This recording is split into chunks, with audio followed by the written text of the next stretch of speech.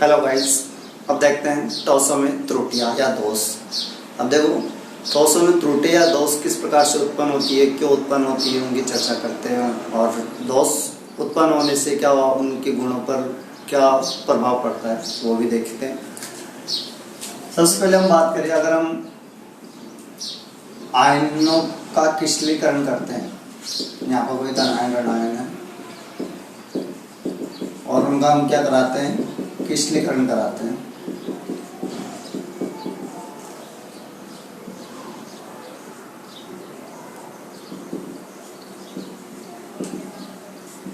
क्रिस्टलीकरण कराते हैं तो हमारे पास दो परिस्थिति हम करा रहे हैं। एक तो हम करा रहे हैं सामान्य अवस्था में, सामान्य रूप से जो नॉर्मली होती है, और उसमें हमारे पास NaCl का एक क्रिस्टल जालक प्राप्त हो जाता है।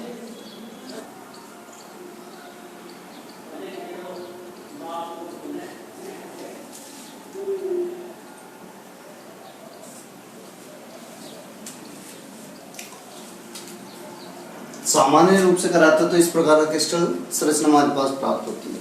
और अगर क्रिस्टलीकरण की दर को प्रभावित कर देते हैं, यानी कि तीव्र कर सकते हैं या मंद कर सकते हैं, उन परिस्थितियों में कराते हैं तो हमारे पास दो प्रकार के क्रिस्टल जालक प्राप्त हो सकते हैं। क्रिस्टलीकरण कराते हैं, सामान्य रूप से कराते हैं तो इस प्रकार से संरचना प्राप्त होती है। अगर हम क्रिस्टलीकरण की दर को प्रभावित करते हैं, यानी कि तीव्र कर देते हैं या बहुत मंद कर देते हैं, तो इस प्रकार से हमारे पास क्रिस्टल प्राप्त हो सकते हैं। अब देखो, इन तीनों क्रिस्टलों में क्या अंतर दिखाई दे रहा है। इसमें क्या हो रहा है, जो अवयवीकरण है प्रत्येक एक एक कोशिकाओं में व्यवस्थित रूप से, नियमित रूप से है। यानी कि आयन क्या है, एक एक कोशिकाओं में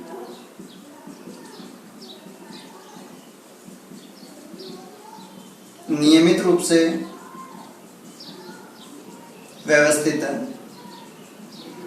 ठीक है, ये तो इसमें। अगर इस संरचना में देखें, जब दर को प्रभावित करते हैं क्रिस्टलीकरण की, तो यहाँ पर देखो आयन अपने स्थान से छोड़कर रिक्त स्थानों में आ गए। ये यहाँ से यहाँ आ गया, ये यहाँ से यहाँ आ गया। तो यानी कि जो नियमितता थी वो चेंज हो गई। तो इसमें क्या हुआ, आयन अपना स्थान छोड़कर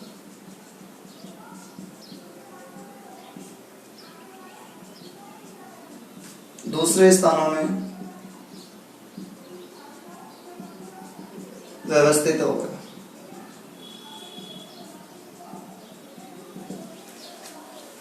ठीक है, यानी अनियमितता आ गई।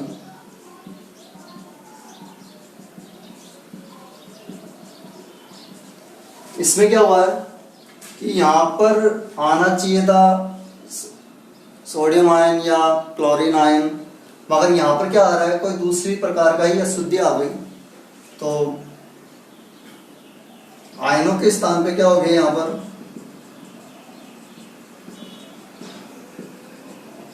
अशुद्धियों के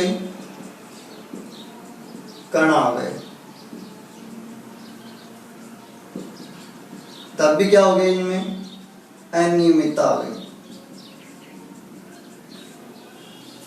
ठीक है, यानी कि हमने देखा कि वास्तविक व्यवस्था तो ये वाली हो गई। ठीक है, अगर हम NaCl उदाहरण ले रहे हैं, सपोज Na प्लस आयन और Cl माइनस आयन, तो अगर हम देखें NaCl क्रिस्टल चालक में सभी आयन क्या है, व्यवस्थित है। ठीक है, मगर जब क्रिस्टलीकरण की दर को प्रभावित करते हैं तो यहाँ पर आयन अपने मूल स्थान से विचलित हो जाते हैं।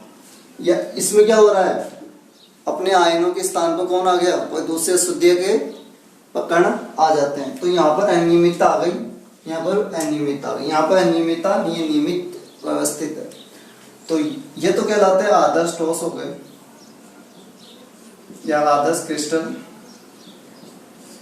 ठीक है, मगर इनमें दोष आने से ये दोषयुक्त ठोस हो गए या क्रिस्टल हो गए, दोषयुक्त क्रिस्टल। ये भी क्या है, दोष युक्त क्रिस्टल, यानी कि क्रिस्टलों में क्या हो गई, दोष उत्पन्न हो गया। अभी देखा कि दोष कैसे उत्पन्न हुआ, जब क्रिस्टलिंग की दर को प्रभावित करते हैं तो आयन अपने स्थानों से विचलित हो जाते हैं। दूसरी स्थिति देखो, 0 केल्विन पर ठोस क्रिस्टल की व्यवस्था इस प्रकार से है, यानी कि नियमित है,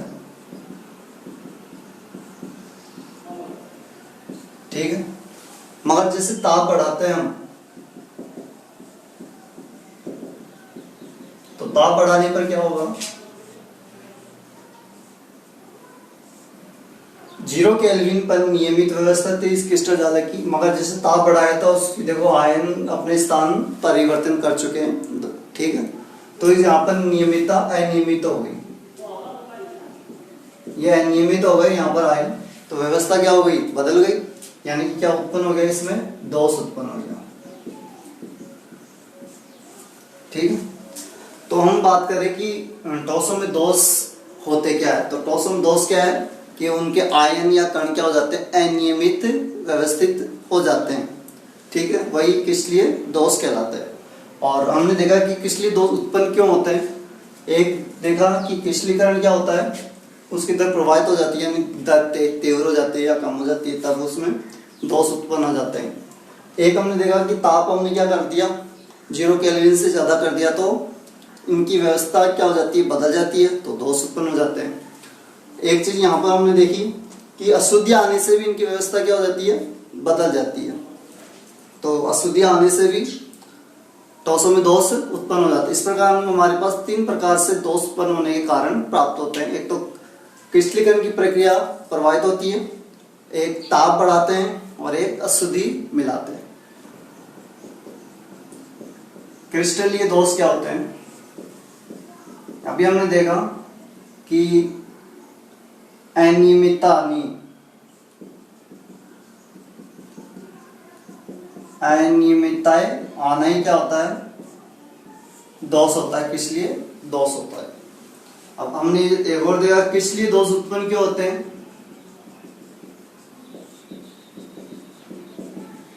का कारण क्या है।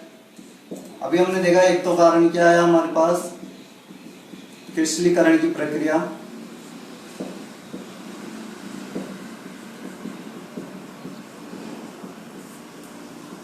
प्रभावित होती है, यानी कि तीव्र या मंद हो जाती है। दूसरा हमने देखा ताप से, ताप बढ़ाने पर क्या हो जाता है, दोष उत्पन्न हो जाता है। और तीसरा हमने देखा अशुद्धियां, अशुद्धियों के मिलाने से भी क्या हो जाता है, दोष उत्पन्न हो जाता है। अब बात आती है ये दोष उत्पन्न होते हैं तो क्या वास्तव में ये किसी ठोस के लिए दोष का ही कार्य करते हैं या कुछ और भी गुण उसमें लाते हैं। तो देखो किस लिए दोष यहाँ पर उल्टा शब्द है, यहाँ पर अगर किस लिए ठोसों में अनियमितता आती है तो ये पॉजिटिव गुण माना जाता है, और जैसे किस लिए ठोसों में दोष उत्पन्न होता है तो उनके गुणों में वृद्धि हो जाती है, चेंज हो जाते हैं गुण, जिससे क्या हो जाती है, उनमें पहले से अधिक क्षमता आ जाती है। तो देखो क्रिस्टलीकरण के हम बात करें, क्रिस्टलीय दोषों के कारण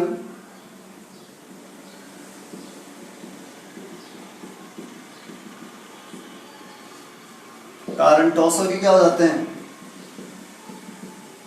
गुणों में परिवर्तन आ जाते हैं।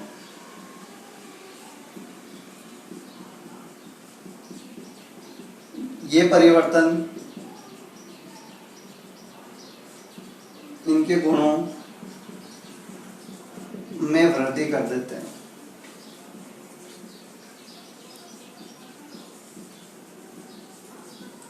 जैसे हम बात करें विद्युत चालकता बढ़ जाएगी, यांत्रिक सामर्थ्यता भी बढ़ जाएगी। तो यहाँ पर हम कह सकते हैं विद्युत चालकता, यांत्रिक सामर्थ्यता बढ़ जाती है।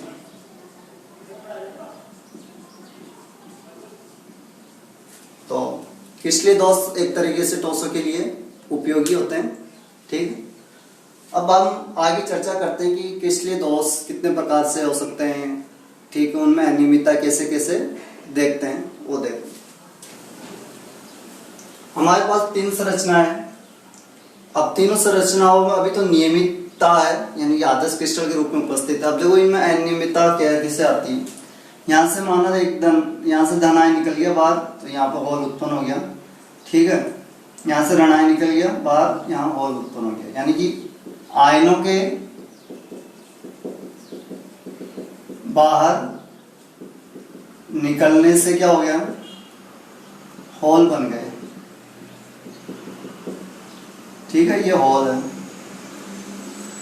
इसमें क्या हो रहा है कि धन आयन कहाँ आ गया,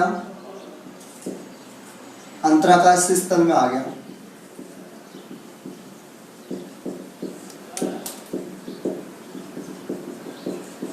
ठीक है, यानी फिर अनियमितता आ गई, ठीक है। इधर क्या हुआ है कि यहां से एक इलेक्ट्रॉन बाहर निकल गया और यहाँ पर क्या हो गया, होल उत्पन्न हो गया। इलेक्ट्रॉन मुक्त होने से देखो पहले नियमितता थी, मगर यहाँ पर आयनों के बाहर निकलने से होल उत्पन्न हो गया, अनियमितता आ गई।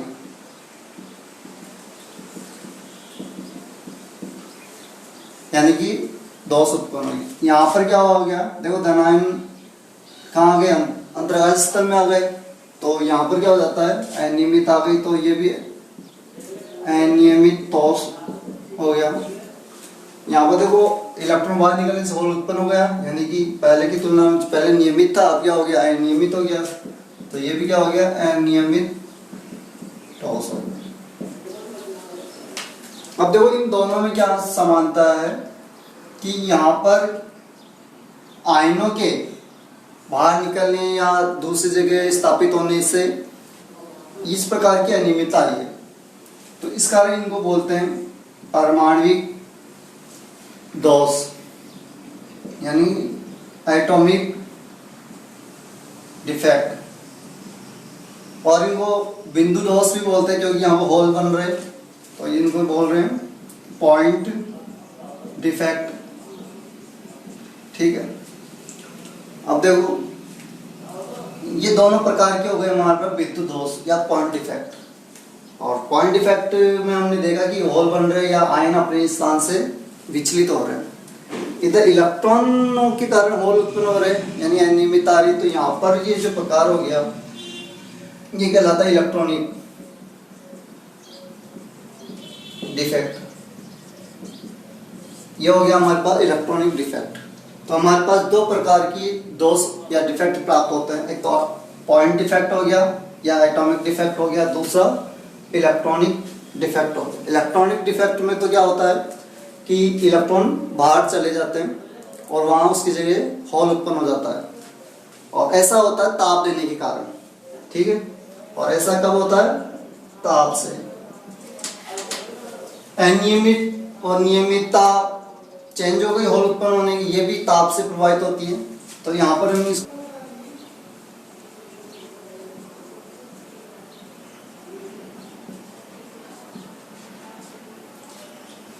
इसको भी हम क्या कहते हैं, थर्मोडायनेमिक डिफेक्ट कहते हैं, क्योंकि ताप देने से ये प्रभावित होती है। अब देखो इसको हम बात करें, इसमें 2 प्रकार की अनियमितता दिखाई दे रही है बिंदु दोष में, तो ये इनको भी हम अलग अलग नाम से जानते हैं। देखो जब यहाँ से आयन बाहर निकल गए, होल उत्पन्न हुए, तो ये कहलाती है वैकेंसी डिफेक्ट, यानी कि रिक्ति का दोष, ठीक है। तो पहला प्रकार बिंदु दोष का ये हो गया कि यहाँ पर रिक्तिकाएं बन जाती है, होल बन जाते हैं, जिसके कारण इसको क्या बोलते हैं, रिक्तिका दोष या वैकेंसी डिफेक्ट कहते हैं। देखो यहाँ पर अब आयन अपने स्थान से कहाँ आ गए, अंतर्काश स्थल में आ गए, ठीक है। यहाँ से बाहर से भी आ सकते हैं या अपनी इस जगह से स्थान को छोड़कर भी आ सकते हैं। तो यहाँ पर से तो बाहर से आए, ठीक है, धनायन, और अंतराकाश स्थल में आ गए, तो इस कारण इसको बोलते हैं अंतराकाशी दोष भी कहते हैं,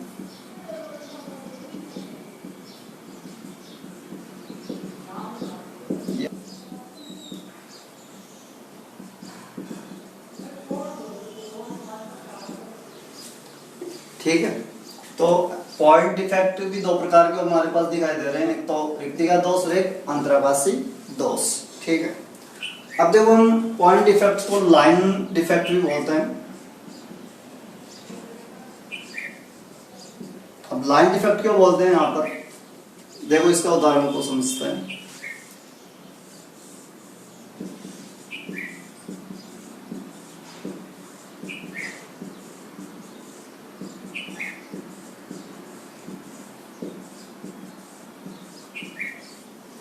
ये नियमित व्यवस्था आयनों की।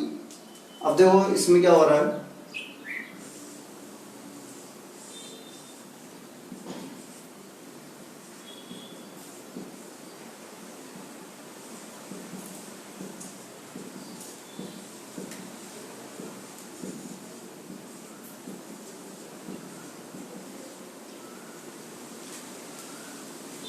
अगर यहां से ही हट जाए तो देखो यहाँ पर तो एक ही आयन क्या लाइनों में, मगर यहाँ पर देखो लाइन चेंज हो गई, लाइन क्या हो गई, चेंज हो गई।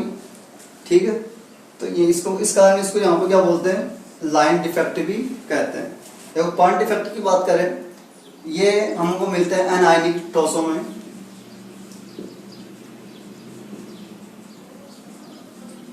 एनायनिक टॉसों में मिलते हैं हमको, और ये जो मिलते हैं आयनिक टॉसों में मिलते हैं। ठीक है।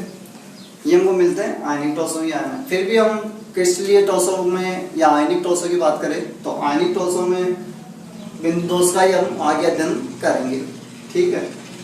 अभी हमने टॉसों में त्रुटियां देखी, और हमने देखी टॉसों में त्रुटियां कई कारणों से उत्पन्न होती है, और सामान्यतः यहाँ टॉसों में दो प्रकार की त्रुटियां देखने को मिलती है, एक तो बिंदु त्रुटि और एक इलेक्ट्रॉनिक त्रुटि। इलेक्ट्रॉनिक त्रुटि में तो क्या होता है कि इलेक्ट्रॉन बाहर निकलने से होल उत्पन्न हो जाते हैं, और जबकि बिंदु त्रुटि में क्या होते हैं कि आयन का विस्थापन होगा जिससे वहाँ होल उत्पन्न हो जाते हैं और बिंदु त्रुटि बनाते हैं। बिंदु त्रुटि में हमने दो प्रकार से देखी थी, एक तो होती है रिक्तिका त्रुटि जिसमें क्या होता है रिक्तिका बन जाती है आयनों के विस्थापित होने से, और दूसरी हमने देखी थी अंतराकाशी त्रुटि जिसमें आयन क्या हो जाते हैं अंतराकाशी स्थल में व्यवस्थित हो जाते हैं। अब देखते हैं आगे कि आयनिक टॉसों में, स्पेशली आयनिक टॉसों में त्रुटियां कौन कौन सी होती है। इसके लिए हम एक आयन लेते हैं जिसमें धनायन और ऋणायन व्यवस्थित है इस प्रकार से।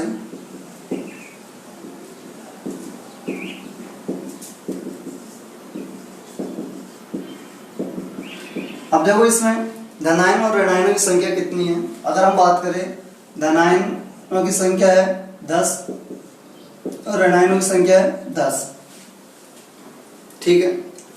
धनायन और ऋणायनों की संख्या बराबर है, यानी कि माना धनायन A है और ऋणायन B है, तो A और B कितना हो गया अनुपात इनका 10, यानी 1:1 प्राप्त हो रहा है। अगर मैं क्या करूं, यहां से एक तो ऋणायन हटा दूं और एक धनायन हटा दूं, बाहर निकल गए तो होल उत्पन्न हो गए। तो अब इस स्थिति में A और B यानी धनायन और ऋणायन की संख्या कितनी हो गई, यहाँ पर हो गई 9, यहाँ पर हो गई 9। तो देखो अनुपात कितना प्राप्त होता है इस समय, 1:1 पहले भी था और आयनों के निकलने के बाद भी अनुपात क्या है, वही है। तो ये जो अनुपात होता है वो कहलाता है स्टोइकियोमेट्रिक अनुपात।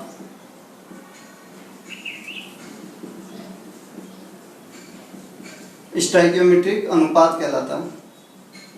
और हमने देखा स्टोइकियोमेट्रिक अनुपात आयनों के निकलने के बाद भी क्या है, वही है जो पहले था। पहले भी 1:1 में थे आयन, अब भी आयन क्या है 1:1 में, यानी कि त्रुटियों के बाद आयनों के विस्थापित होने के बाद भी स्टोइकियोमेट्रिक अनुपात नहीं बदल रहा, या स्टोइकियोमेट्रिक उस टॉस की नहीं बदल रही। ठीक है। अगर हम बात करें दूसरे प्रकार की कि यहां से सिर्फ क्या हुआ, ऋणायन ही बाहर गया है, यहां से एक ऋणायन ही बाहर गया है, तो अनुपात देखें हम A और B का। A तो कितने 10 है और B कितने हो गए 9 हो गए, तो A और B का अनुपात क्या हुआ यहाँ पर 10:9 रह गया। ठीक है। तो देखो स्टोइकियोमेट्रिक गुणांक पहले तो कितना था हमारे पास, 1:1 था, या स्टोइकियोमेट्रिक अनुपात कितना था, 1:1। अब कितना हो गया, 10:9 हो गया। यानी कि यहाँ पर क्या हो गया, स्टोइकियोमेट्रिकता में बदलाव आ गई। तो यहाँ पर देखो पहले स्थिति में क्या देखा था कि आयनों के विस्थापन होने के बाद भी क्या हो रहा है, स्टोइकियोमेट्रिक गुणांक बदल रहे हैं, अनुपात बदल रहे हैं। जिसमें स्टोइकियोमेट्रिक अनुपात बदलता नहीं है वो कहलाता है स्टोइकियोमेट्रिक त्रुटि या डिफेक्ट, और जिसमें अनुपात बदल जाता है वो क्या कहलाता है, नॉन स्टोइकियोमेट्रिक।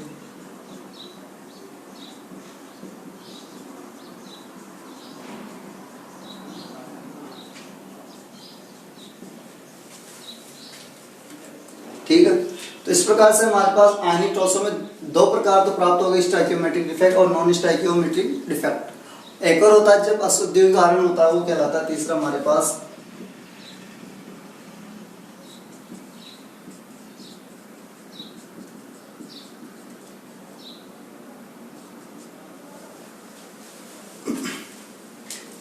इस प्रकार से हम देखते हैं कि आयनिक टॉसों में 3 प्रकार की त्रुटियां दोष पाया जाता है। एक तो stoichiometric defect, non stoichiometric defect और इम्प्योरिटी डिफेक्ट। ठीक है, स्टोइकियोमेट्रिक डिफेक्ट में हमने देखा कि यहाँ पर आयनों के विस्थापन होने के बाद भी अनुपात वही रहता है। यहाँ पर क्या होता है, नॉन स्टोइकियोमेट्रिक आयनों के विस्थापन होने के बाद स्टोइकियोमेट्रिक अनुपात क्या हो जाता है, बदल जाता है। अब एक एक की चर्चा करते हैं। सबसे पहले हम चर्चा करते हैं स्टोइकियोमेट्रिक।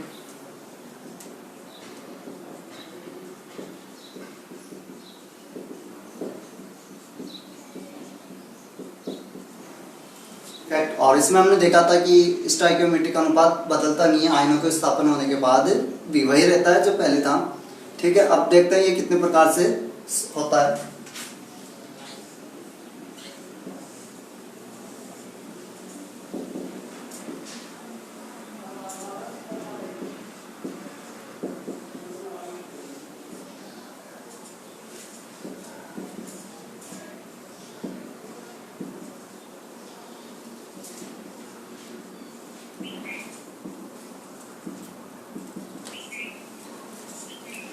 एक संरचना आयन की है और एक संरचना हम इसमें देखते हैं।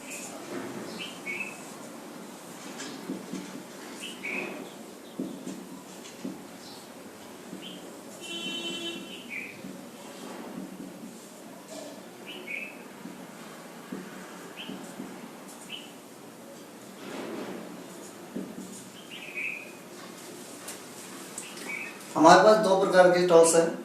अब देखो इसमें क्या हो रहा है कि धनायन बाहर निकल गया और होल उत्पन्न हो गया। धनायन बाहर आ गया और यहाँ पर क्या बन गया, होल बन गया। ठीक है, ऐसे ही यहाँ पर से एक ऋणायन बाहर आ गया,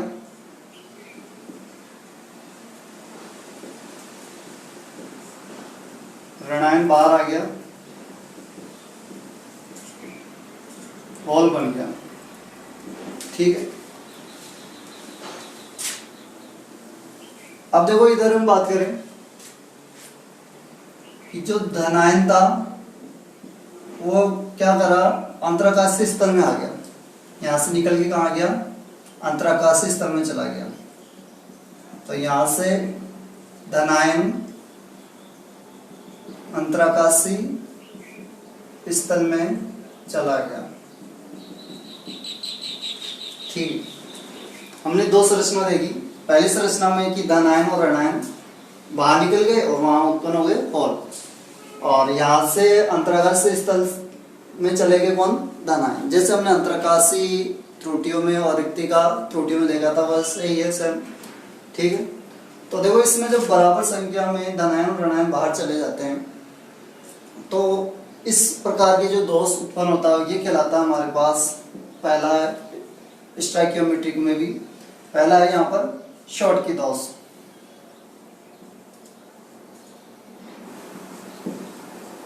या शॉर्ट की डिफेक्ट, और दूसरा हमारे पास प्रकार आया है फ्रैंकल दोष।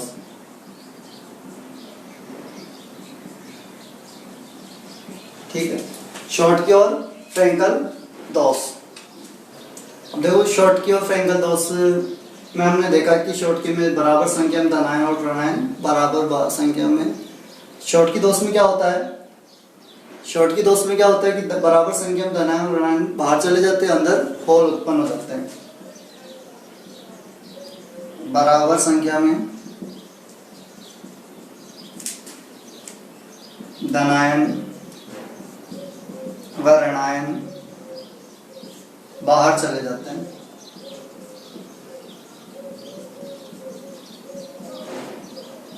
वह होल उत्पन्न हो जाता है।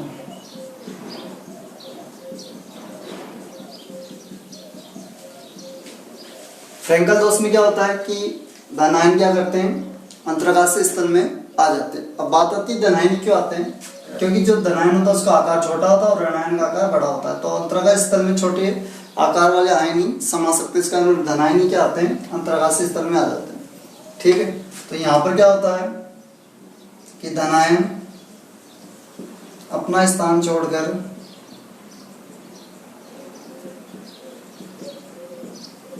अंतराकाशीय स्थल में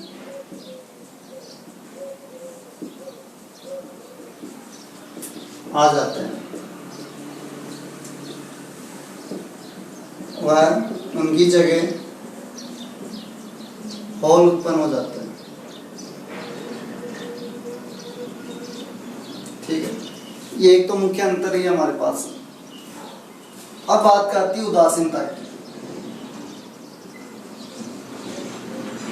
अभी हमने तो बताया कि धनायन और ऋणायन बराबर संख्या में बाहर जाते हैं, तो बाहर के बराबर संख्या में क्यों बाहर जाते हैं, अगर सपोज 2 धनायन जाते हैं और 1 ऋणायन जाता है तो अंदर ऋणायनों का आवेश बढ़ जाता है।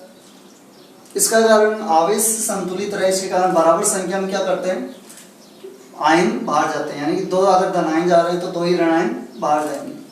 ठीक है, तो उदासीनता क्या होती है, यहाँ पर बनी रहती है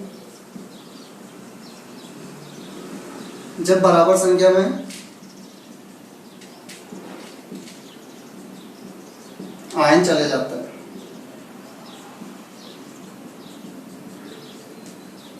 ठीक, इधर उदासीनता की बात करें तो बदलती नहीं है।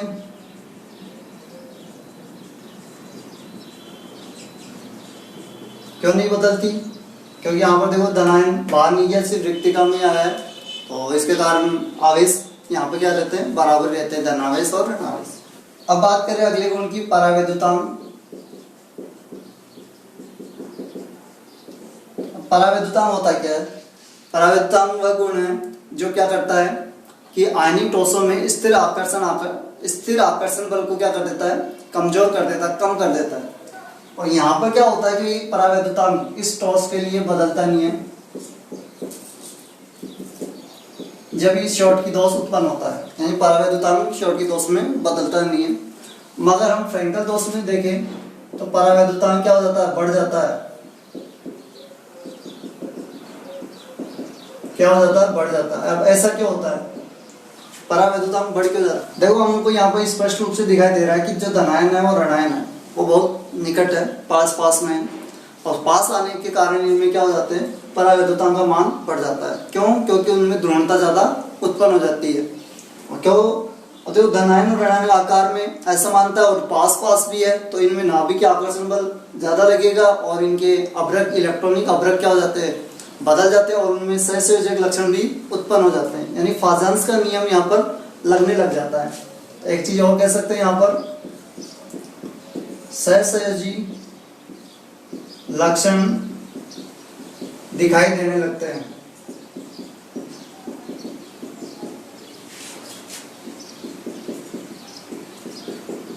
फाजांस नियम से। ठीक है, मगर शॉर्टकी दोष में सहसंयोजी लक्षण दिखाई नहीं देते, फ्रैंकल दोष में सहसंयोजी लक्षण दिखाई देते हैं। यानी सहसंयोजी लक्षण में क्या होता है, जो आयनिक यौगिकों में जो आकर्षण बल पाया जाता है, स्थिर वैद्युत आकर्षण बल, उसके स्थान पर सहसंयोजक बंध वाले लक्षण प्रकट होने लगते हैं। ठीक है, अब अगले गुण की बात करें हम,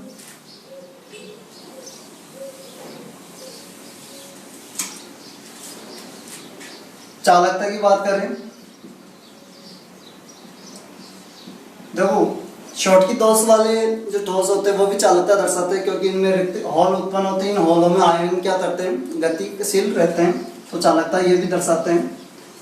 फ्रैंकल दोष वाले जो ठोस होते हैं वो भी चालकता दर्शाते हैं। और वो चालकता कब दर्शाते हैं, जब उसमें कंपन होता है। उसमें कंपन होने से आयन क्या करते हैं, अपने अंतराकाशीय स्थलों से विचलित हो जाते हैं, जिसके कारण क्या होता है, यहाँ पर भी चालकता उत्पन्न हो जाती है। अब बात आती है यहाँ पर उदाहरणों की कि फ्रैंकल डिफेक्ट कौन से ठोस दर्शाते हैं। हम बात करें यहाँ पर NaCl हो गया, उसमें शॉर्ट की दोष पाया जाता है। पोटेशियम क्लोराइड हो गया, सीजियम क्लोराइड हो गया, पोटेशियम ब्रोमाइड हो गया, और एक और है सिल्वर ब्रोमाइड। ये क्या करते हैं, शॉर्ट की दोष दर्शाते हैं। ये किस प्रकार के सूत्र वाले हैं, MX प्रकार के, जिनमें धातु और अधातु या हैलोजन क्या होते हैं, एक एक होते हैं। ठीक है।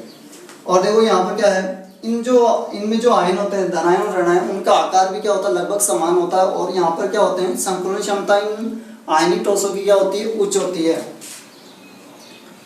इनकी संकुलन क्षमता उच्च होती है, और आयनों का आकार क्या होता है, लगभग समान रहता है।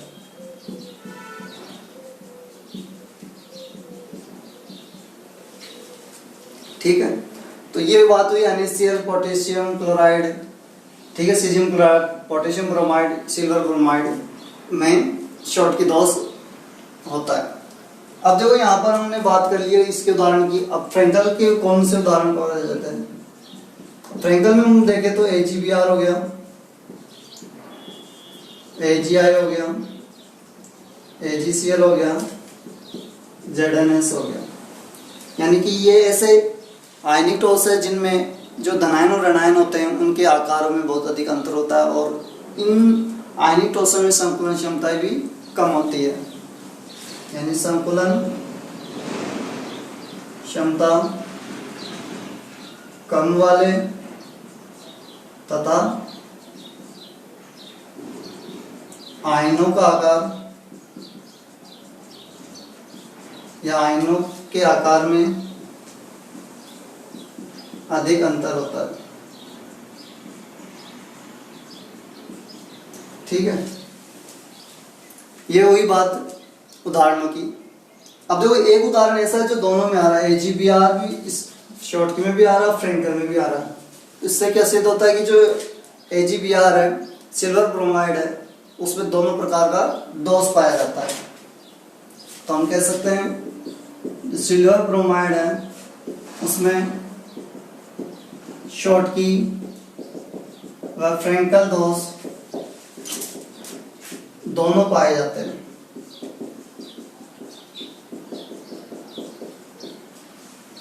ठीक है। देखो हम बात करें यहाँ पर AgBr, AgI, AgCl, ZnS में कौन से आयन हैं जो अंतराकाशीय स्थल में आते हैं। तो इन जो ये उदाहरण है इनमें तो आते हैं हम Ag plus ion. Ag plus ion क्या आते हैं, अंतराकाशीय स्थल में आ जाते हैं। जैसे यहाँ पर बात करें हम कि Ag प्लस यहाँ पर आ जाते हैं। ऐसे अगर इस उदाहरण की बात करें तो इसमें कौन आता है, इसमें Zn+2 आता है। अगर यहाँ पर बात करें तो Zn+2 आता है। ठीक है।